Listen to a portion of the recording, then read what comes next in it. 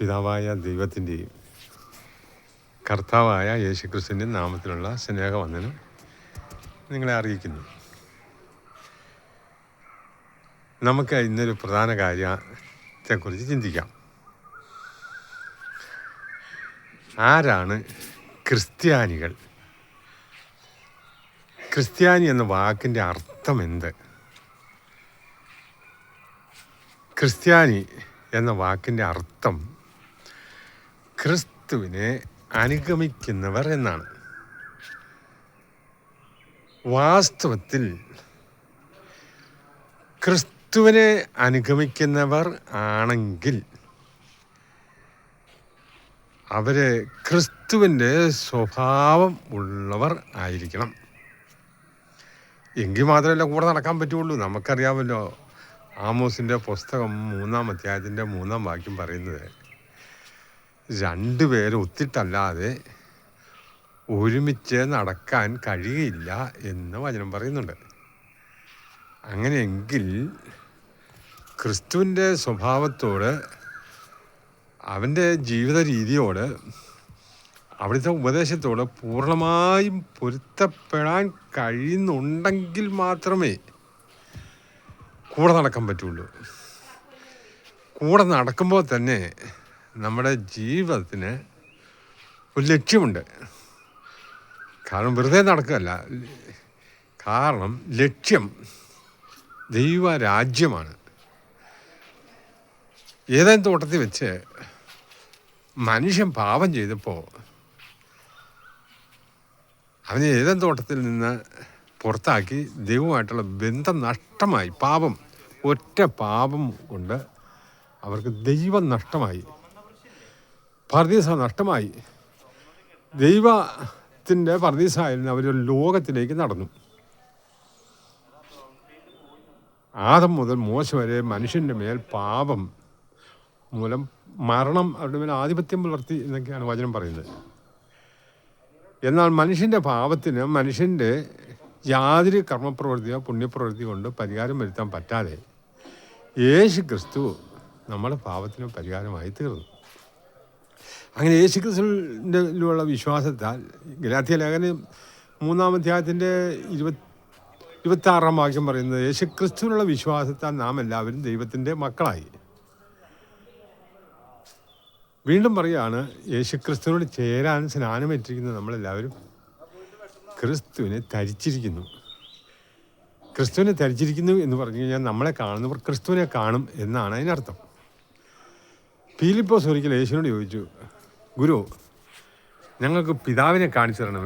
പറയാൻ കാരണം എന്ന് വെച്ചാൽ, യേശു ലോകത്തിൽ വന്ന് പിതാവിൻ്റെ ഇഷ്ടം ചെയ്യാനാണ് വന്നത്. പിതാവ് പറയുന്നതല്ലാതെ വേറെ ഒന്നും യേശു പറയുന്നില്ല. സ്വന്തം ഇഷ്ടമായിട്ട് യേശുവിന് സ്വന്തമായ ഒരു ഇഷ്ടമില്ലായിരുന്നു. എല്ലാ ഇഷ്ടങ്ങളും പിതാവിൻ്റെതാണ്. പിതാവ് ഏൽപ്പിച്ച് ജോലി പൂർത്തിയാക്കാനായിട്ടാണ് ഞാൻ ലോകത്തിൽ വന്നത്. ഇങ്ങനെയൊക്കെയാണ് യേശു പറഞ്ഞത്. അപ്പം എപ്പോഴും എല്ലാ സമയത്തും കൂടെ നടന്നപ്പോഴെല്ലാം ഈ പിതാവ് എന്ന് പറഞ്ഞതുകൊണ്ടും ആ പിതാവിനെ ഞങ്ങൾക്കത് കാണിച്ചു തരണമെന്ന് പറഞ്ഞു. യേശു പറഞ്ഞു, ഫിലിപ്പോസേ, ഇത്ര നാളായിട്ടും പിതാവിനെ കണ്ടിട്ടില്ല എന്നോ? ഇത്ര നാളായിട്ട് ഞാൻ നിങ്ങളുടെ കൂടെ നടന്നിട്ട് പിതാവിനെ ഇനിയും കാണിച്ചു തരാൻ പറ്റുമോ? എന്നെ കാണുന്നവൻ പിതാവിനെ കാണുന്നു, എന്നെ കാണുന്നു പിതാവിനെ കാണുന്നു. അങ്ങനെ നമ്മളോട് ചോദിക്കുകയാണ്, ഞങ്ങൾക്ക് യേശുവിനെ ഒന്ന് കാണണം. നമ്മളെ കണ്ടിട്ട് അവർ യേശുവിനെ കാണുന്നു എന്ന് പറയാൻ കഴിയണം. നമ്മളോട് ചോദിക്കുകയാണ്, യേശുവിനെ ഞങ്ങൾക്ക് കാണിച്ചു തരണമെന്ന് ആരെങ്കിലും പറഞ്ഞാൽ, എന്നെ കാണുന്നവൻ യേശുവിനെ കാണുന്നു എന്ന് പറയാനായിട്ട് നമുക്ക് കഴിയുമോ? കഴിയുമെങ്കിൽ അത് ഏറ്റവും നല്ല കാര്യമാണ്. നമ്മുടെ സ്വഭാവം ക്രിസ്തുവിനോട് അനുരൂപപ്പെടണം. നമ്മളെ അതിനായിട്ടാണല്ലോ വിളിച്ചിരിക്കുന്നത്. ലോകവുമായിട്ടുള്ള ബന്ധം ഉപേക്ഷിച്ച്, അഥവാ ലോകത്തോടുള്ള പ്രിയം ഉപേക്ഷിച്ച് പാപസ്വഭാവം വിട്ട് ദൈവസ്വഭാവത്തിൽ ജീവിക്കാനായിട്ടാണ് ദൈവഭവനത്തിൽ പിതാവായ ദൈവത്തോടൊത്ത് ദൈവപുത്രന്മാരായി ക്രിസ്തുവിനോടൊത്ത് ജീവിക്കാൻ വേണ്ടിയിട്ടാണ് വിളിക്കപ്പെട്ടിരിക്കുന്നത്. യോഹന്നാന്റെ സുവിശേഷം 8-ാം അധ്യായത്തിൻ്റെ 12-ാം വാക്യം പറയുന്നത് ഇങ്ങനെയാണ്, ഞാൻ ലോകത്തിൻ്റെ വെളിച്ചമാണ്, എന്നെ അനുഗമിക്കുന്നവർ ഇരുളിൽ നടക്കാതെ ജീവൻ്റെ വെളിച്ചമുള്ളവരാകും. നമ്മൾ യേശുവിനെ അനുഗമിക്കുന്നുവെങ്കിൽ ക്രിസ്തുവിലുള്ള വെളിച്ചം നമ്മളിലുണ്ടെന്ന് അതേപടി നമുക്ക് പിന്നെ പാപം ചെയ്യാനൊന്നും പറ്റുകയില്ല. ലോകത്തിനും മോഹത്തിനും പുറകെ നടക്കാൻ പറ്റുകയില്ല. അതിന് മാന്താൻ പറ്റുകയില്ല. പിടിച്ചു പറിക്കാൻ പറ്റിയല്ല, കള്ളം പറയാൻ പറ്റിയല്ല. നമ്മുടെ ഒരു കാരണത്തെ അടിക്കുന്നതിന് മറ്റേ കാരണം കാണിച്ചു കൊടുക്കണമെന്നാണ് യേശു പറഞ്ഞത്. നമ്മളോട് 1000 അസഭ്യം ഒരാൾ പറഞ്ഞാലും തിരിച്ചൊന്ന് പറയാൻ നമുക്ക് അവകാശമില്ല. മറ്റൊരാളെ നമ്മൾ ശപിക്കാനോ ഉപദ്രവിക്കാനോ ഒന്നും പോകുകയില്ല. പ്രിയമുള്ളവരെ, ക്രിസ്തുവിൻ്റെ സ്വഭാവത്തിൽ ജീവിക്കണം. ഈ സ്വർഗത്തിലേക്കുള്ള വഴി ഇടുക്കം, വഴി ഞെരുക്കം. തിരുവചനം പറയുന്നതാണ്. 7-ാം അധ്യായത്തിൻ്റെ 13-ാം വാക്യം, മത്തായിയുടെ സുവിശേഷം. ഇടുക്കുവാതിൽ കടപ്പാൻ നോക്കുവിൻ, നാശത്തിലേക്ക് നയിക്കുന്ന വാതിൽ വീതിയുള്ളത്, വഴി വിശാലം, അതുവഴി കടന്നു പോകുന്നവർ വളരെ.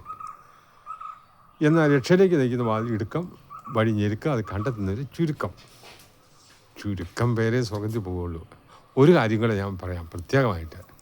പുറപ്പാട് പുസ്തകം 20-ാം അധ്യായത്തിൻ്റെ 1 വാക്യം വായിക്കുമ്പോൾ, 1, നിൻ്റെ ദൈവമായ കർത്താവ് ഏക കർത്താവ് ഞാനല്ലാതെ വേറൊരു ദൈവം നിനക്കുണ്ടാകരുത്.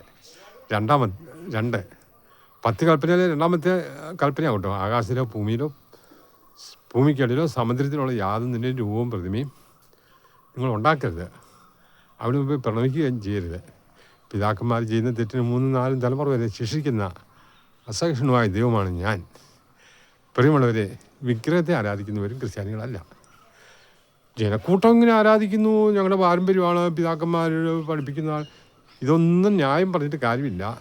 ഒരു യഥാർത്ഥ ക്രിസ്ത്യാനി ഒരു വിഗ്രഹത്തിൻ്റെ മുമ്പിൽ പോവുകയല്ല, ഒരു പടത്തിൻ്റെയോ ഒന്നിൻ്റെ മുമ്പിൽ പോയി വണങ്ങാൻ പോവുകയല്ല. പുറപ്പാട് പുസ്തകം 20-ാം അധ്യായത്തിൻ്റെ 1 വാക്യങ്ങളാണ്. കൃപയാൽ ഓരോ മനുഷ്യനോടും ദൈവവചനത്തിൽ ഇല്ലാത്ത ഒരു കാര്യവും പറഞ്ഞ് അതിന് പേര് മനുഷ്യനെ തർക്കിക്കാനോ വിമർശിക്കാനോ ഇടയാകരുതെന്നുള്ള ആഗ്രഹത്താൽ ദൈവത്തിൽ എഴുതിയിരിക്കുന്നത് മാത്രമേ പറയുള്ളൂ. അതുകൊണ്ട് നമ്മൾ ക്രിസ്ത്യാനികളാകാൻ നമുക്ക് ആഗ്രഹിക്കാം. അത് വലിയ കാര്യമാണ്. ഈ ലോകത്തിലെ ജീവിതം അല്പകാലത്തേ ഉള്ളൂ. ഇത് കഴിയുമ്പം നമ്മളിവിടുന്ന് പോകണം. കോടി വർഷം കഴിഞ്ഞാലും അവസാനിക്കാത്ത ആ ദൈവത്തോടു കൂടിയുള്ള ജീവിതത്തിന് വേണ്ടി നമുക്ക് ആഗ്രഹിക്കാം, ഒരുങ്ങാം. അതിനായി ദൈവമായ കർത്താവ് നമ്മെ ധാരാളമായി അനുഗ്രഹിക്കട്ടെ.